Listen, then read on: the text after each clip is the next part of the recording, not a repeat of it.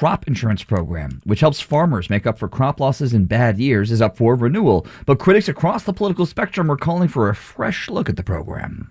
The majority of crop insurance money goes to just four main crops: corn, soybeans, wheat, and cotton. And a lot of the money, 65%, goes to farmers in just 10 states. A closer look at that program. That's next on Marketplace in just a moment at 6:30. We'll have more All Things Considered for you at 7 o'clock. It's WNYC on a Friday. WNYC supporters include Netflix presenting Maestro. Bradley Cooper directs and stars as conductor-composer Leonard Bernstein, and the love story chronicling his lifelong relationship with actress wife Felicia, played by Carey Mulligan, in select theaters November 22nd, on Netflix December 20th.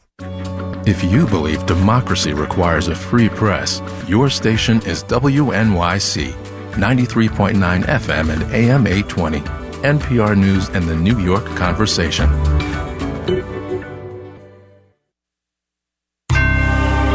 Marketplace is supported by Betterment, the automated investing platform that helps make it easy to be invested for the long term.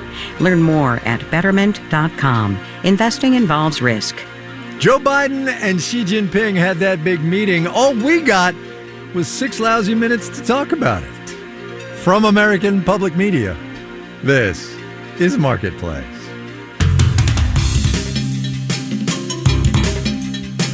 Marketplace is supported by Palo Alto Networks. Palo Alto Networks delivers what's next in cybersecurity innovation to protect today's digital way of life. Learn more at paloaltonetworks.com. And by C3 AI. C3 Generative AI provides ChatGPT enterprise search that is verifiable, secure, and accurate across all enterprise data. C3.ai. This is enterprise AI. And by Wealth Enhancement Group, dedicated to the art of financial planning backed by the science of investing. WealthEnhancement.com.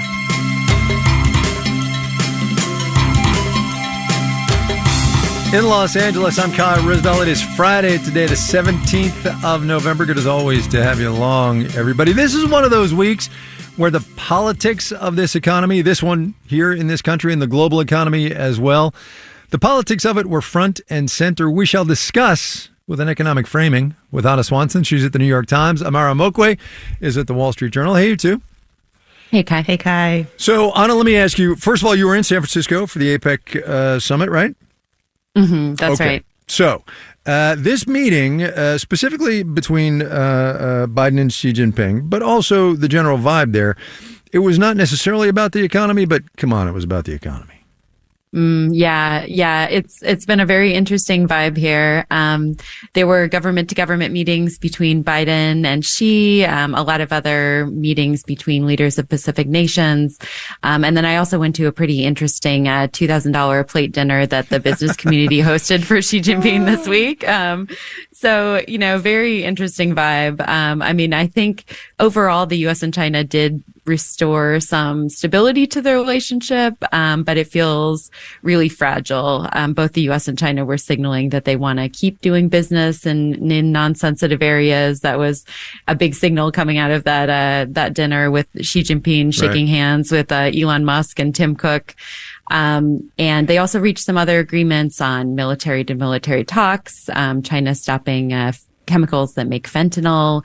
But, overall, it was just about the countries on a slightly better footing. And, that, of course, has very important implications for both the economies and the global economy. So two things here, just as a follow-up. Do you think, as Janet Yellen has talked about and others as well, do you think they put a floor under this relationship? Have we hit bottom, as it were? And number two, and related, what do you make of the fact that Xi Jinping got like 3 standing ovations from the CEOs at that dinner?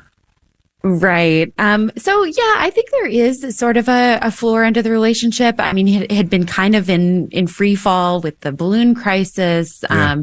The country's defense secretaries weren't talking to each other at all, which is kind of scary, given the size of our militaries.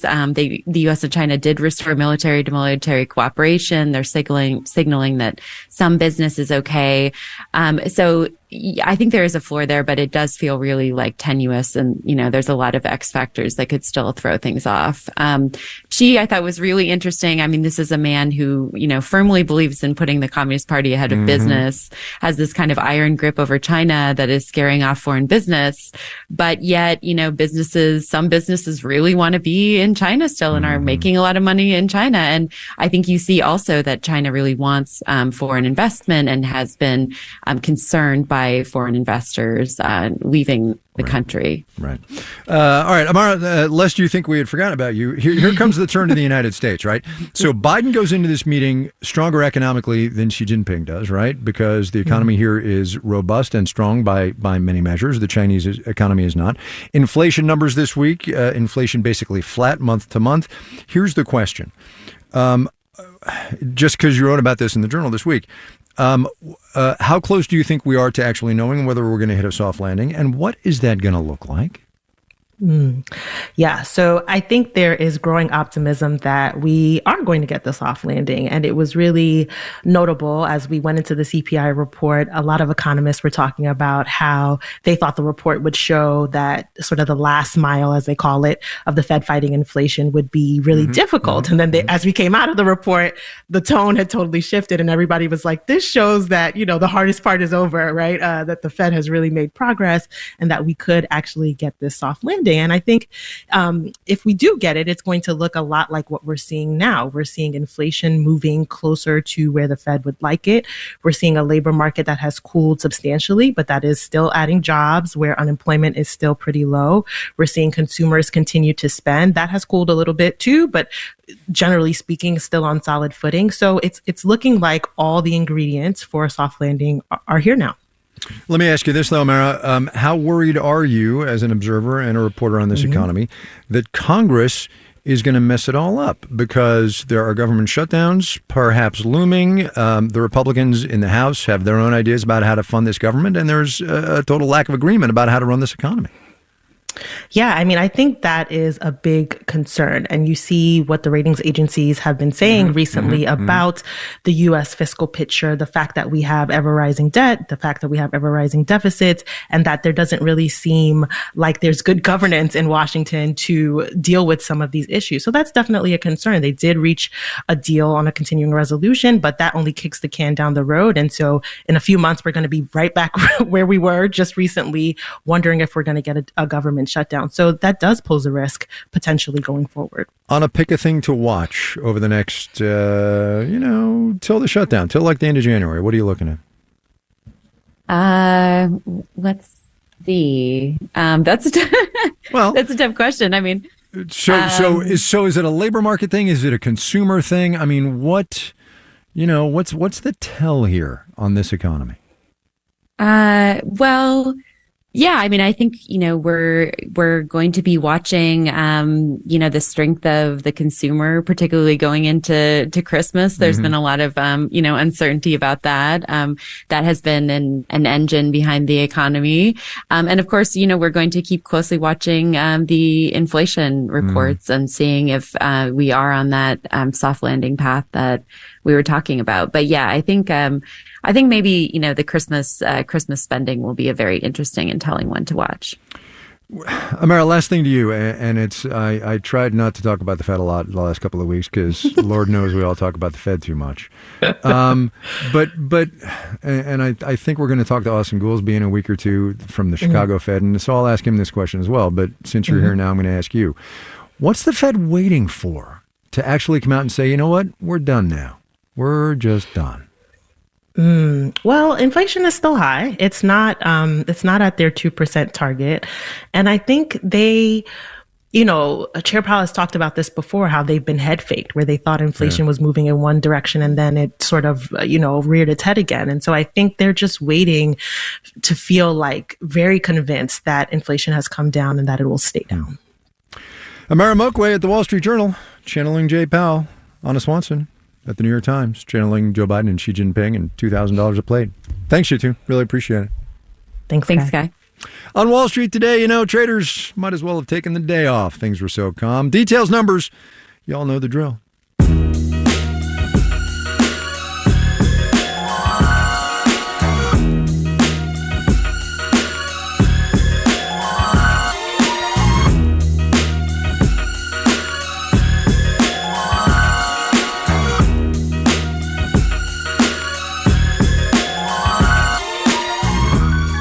Sometimes, especially with technology, it's the little things that get noticed, and oftentimes those little things are worth a whole lot of money.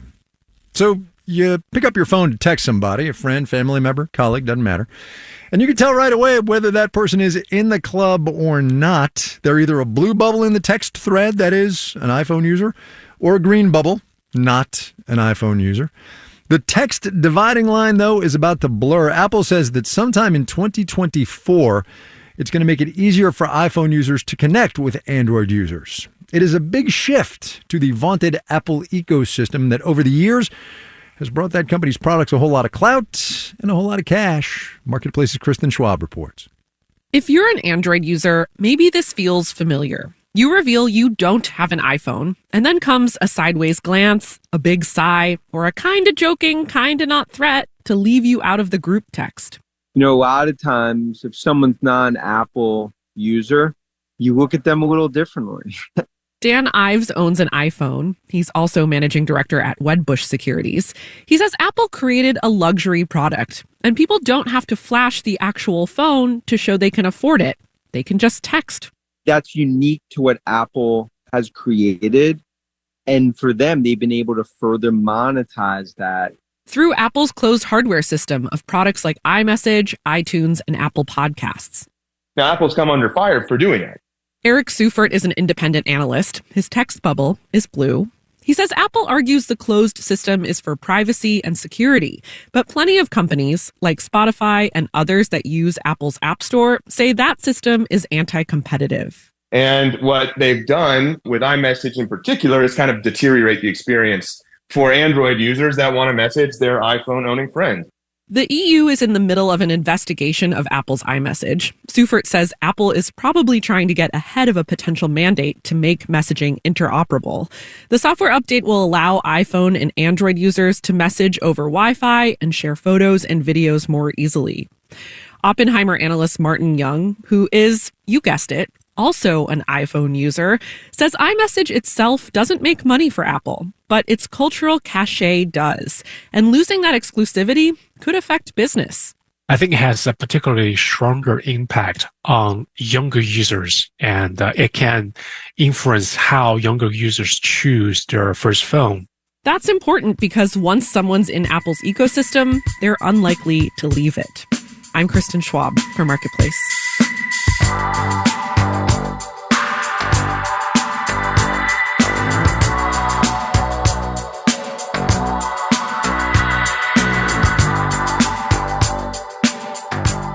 We track the labor market in this economy a bunch of different ways. Jobs added or lost, claims for unemployment benefits, first time or continuing, wages and how many people are quitting, just a lot of different ways.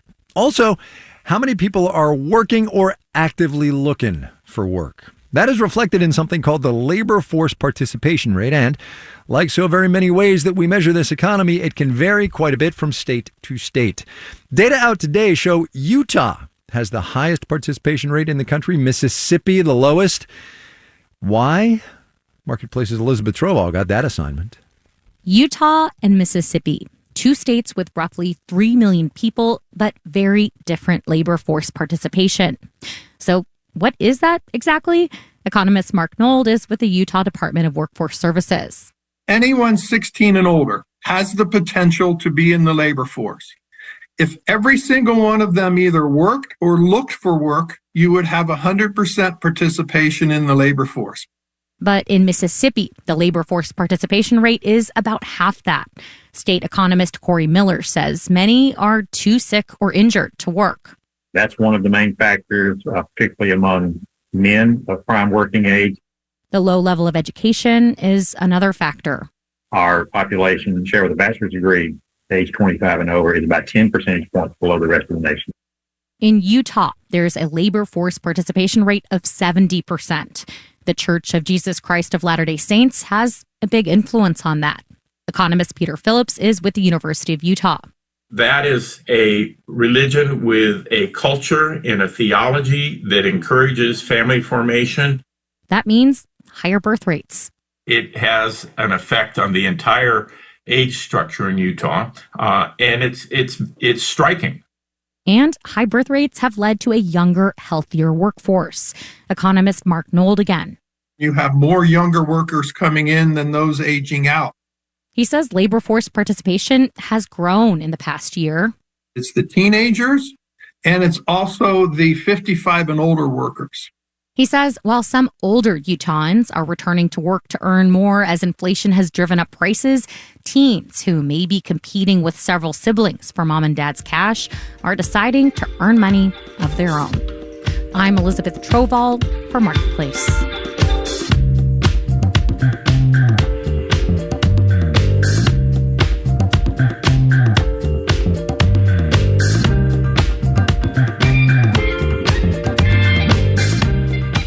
Coming up, I have been learning how to ask for help more. Absolutely nothing wrong with that. Everybody ought to do it. First, though, let's us do the numbers. Dow Industrial's flat today, 34,947. The NASDAQ added 11 points, less than 0.1%, 14,125. The S&P 500 picked up 5 points, about 0.1%, 45 and 14. For the 5 days gone by, the Dow added 1 9/10%, the NASDAQ up 2 4/10%. S&P 500 added almost 2.25%. A full spread for your holiday table is running about 4.5% cheaper than last year. That's according to the American Farm Bureau Federation. Every year, it asks shoppers nationwide to price ingredients for menu items including stuffing, sweet potatoes, rolls, peas, cranberry sauce, pumpkin pie, and of course turkey. Who has peas on Thanksgiving? Come on, man, how to ruin a dinner. The survey found that the bird at the center of the table is running more than 5.5% cheaper than last year. We'll do bonds real quick. Bonds up, yield on the 10-year T-note, 4.43%. You're listening to Marketplace. Marketplace is supported by Charles Schwab. Schwab believes every investor deserves to work with a firm they can count on. That's why Schwab has financial consultants ready to serve their clients, plus professional answers and 24/7 live help. Learn more at schwab.com. And by Bitwarden. With cybersecurity a top priority for business, the Bitwarden Password Manager offers multiple authentication options for single sign-on for enterprises. Learn more at bitwarden.com. And by Live Oak Bank, committed to helping business owners optimize their savings with a high-yield online business savings account and FDIC insurance. Rate information is at liveoakbank.com/radio. Support for WNYC comes from Mount Sinai. At Mount Sinai Spine, experts use the latest minimally invasive techniques to treat complex spine problems while minimizing pain and recovery time. Mount Sinai, we find a way. Find a doctor at mountsinai.org/spine. On last week's Wait, Skylar Higley was very excited about Amazon offering healthcare to its Prime members. Oh, I love the Amazon Basics kidneys. We're transplanting ourselves this week to Portland, Maine, and talking to the CEO of LL Bean because, of course, we are. Join us for the news quiz from NPR. Tomorrow morning at 11 on 93.9 FM and AM 820 WNYC.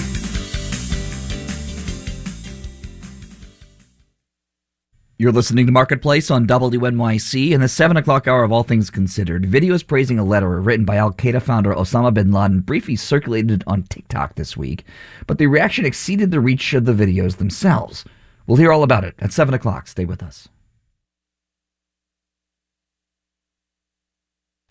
This is Marketplace. I'm Kai Ryssdal. Congress has once again and almost despite itself avoided a government shutdown by, once again, kicking the can down the road. We are going to revisit this legislative aversion to making tough decisions about government spending again in January and then again in February, thanks to the creative way that Republican Speaker Mike Johnson has decided to fund the government, relying, it has to be said here, on Democrats to get it done.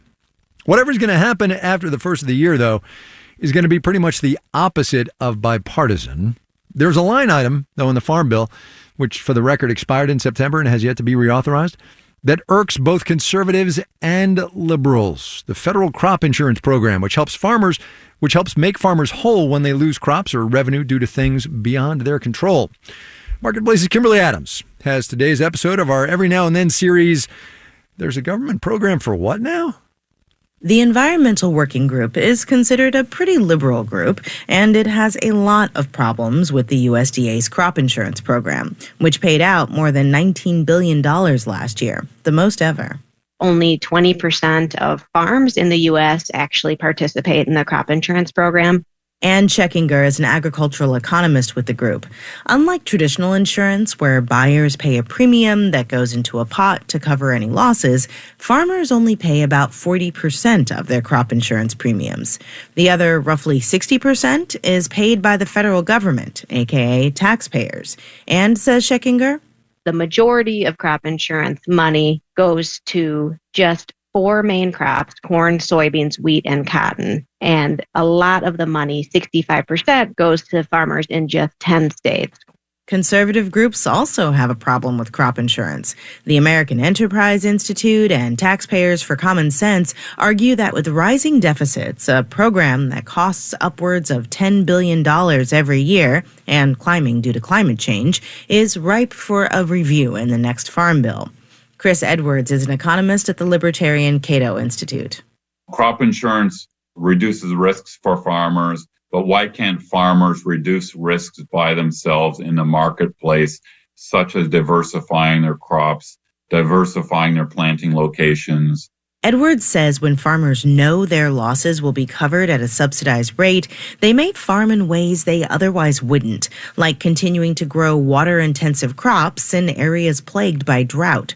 Billy Hackett is a policy specialist at the National Sustainable Agriculture Coalition and says crop insurance as it exists today tends to benefit wealthy farmers with large farms.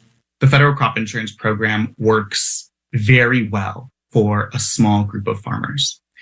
And the farmers who are left out are small farmers, beginning farmers, BIPOC farmers, farmers growing fruits and vegetables. So groups across the political spectrum are calling for a fresh look at the premium subsidies when Congress takes up the next Farm Bill, especially those going to wealthy farmers, because right now there are no income limits for who gets subsidies or caps on payouts. But farmers who do use the program build their business models around it. Mark Wilson co-owns Wilson Legacy Farms in Smyrna, Delaware, with his brother. And we're overlooking about 170 acres. We'll go 2 years corn, then we rotate into wheat and soybeans. The Wilsons won't say how much they pull in every year in crop insurance payments, but for their 6,000 acres across 50 farms, they say the program is a necessary tool for managing expenses and keeping food prices low. The people that complain about crop insurance, if they want the farmers to assume their own risk, if they're ready to pay $25 a pound for beef or $10 a gallon for a gallon of milk, take the government out of it, and then you'll see what happens. That's one of the arguments made by those who want to maintain the program mostly as is. Barrett Nelson is an economist with the American Farm Bureau Federation. Farmers are capable of managing some of the risks, but there's a lot of things outside of our control.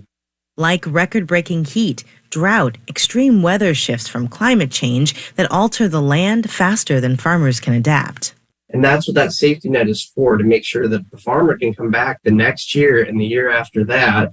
Congress gave itself until next year to craft a new farm bill, so expect more discussion of the winners and losers when it comes to crop insurance and the balance of risk between farmers and the rest of us.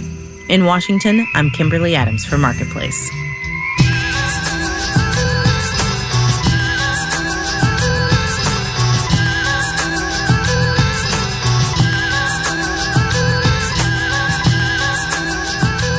Retail sales slowed just a little bit in October, another sign the economy is cooling.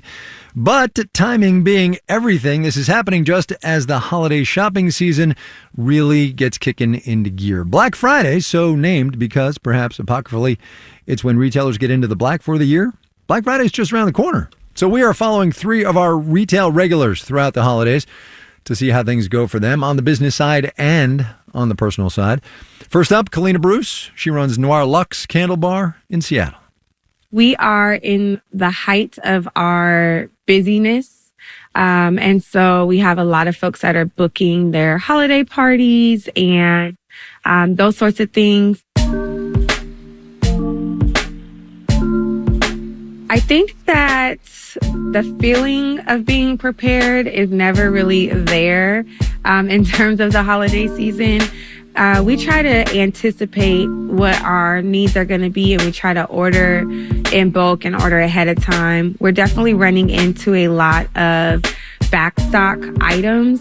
One of our main vessels that we use, we've ordered it forever since we've been in business. It now has been backstocked for like 3 months.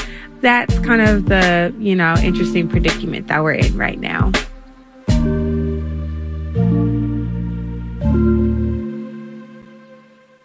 Sadly, my mom actually passed away unexpectedly 2 weeks ago. So we are having to process that. It's been really challenging because my mom was a staple here at the shop. I have a staff member who's here today, and we were just talking about, okay, how would Miss Patty do this? Like, what do we need to do so we can keep up with how she kept us in check? People ask about her all the time. I sent out a newsletter just to kind of try to let people know, just so we can articulate it. But I mean, yeah, people are just like, it's unbelievable. I have been learning how to ask for help more. I think that's really hard for me, especially just because with this business specifically, I grew it from something that was really small to something that has been bigger than just candles. And so I take it very personally, and I know that I have an amazing team that I can trust and lean on. And so I have to do a better job of leaning on them. So I am working on asking for help. I'm working on practicing a better work-life balance and just taking some time. I think that, you can't pour from an empty cup, and I have to fill myself a little bit more so that I can be a better boss, a better business owner, a better mom, all those things. So that's how I'm hoping to prepare to have a really good holiday season.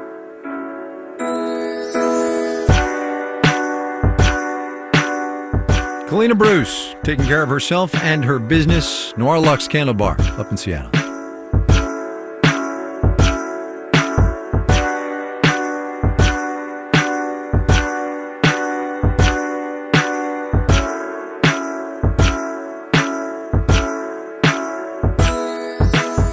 This final note on the way out today, a very public firing in the very high-profile business of artificial intelligence. Sam Altman, the founder, CEO, and head cheerleader of OpenAI, the company that brought us ChatGPT, has been ousted by his board of directors. Here's the relevant passage from the press release. Mr. Altman's departure follows a deliberative process by the board, which concluded that he was not consistently candid in his communications with the board, hindering its ability to exercise its responsibilities. The board no longer has confidence in his ability to continue leading OpenAI. CEOs get fired all the time, not usually like this.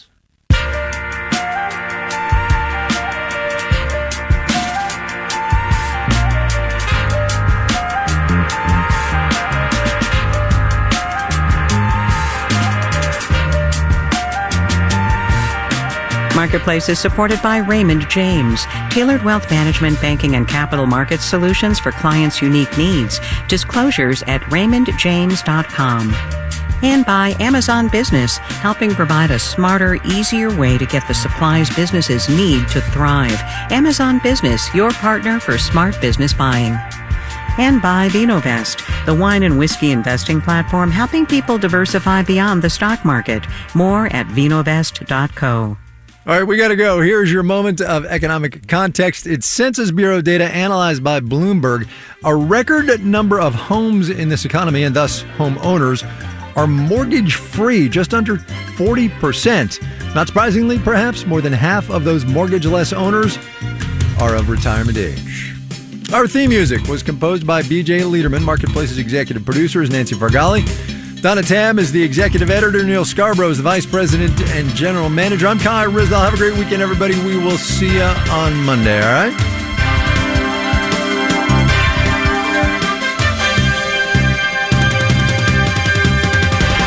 This is APM.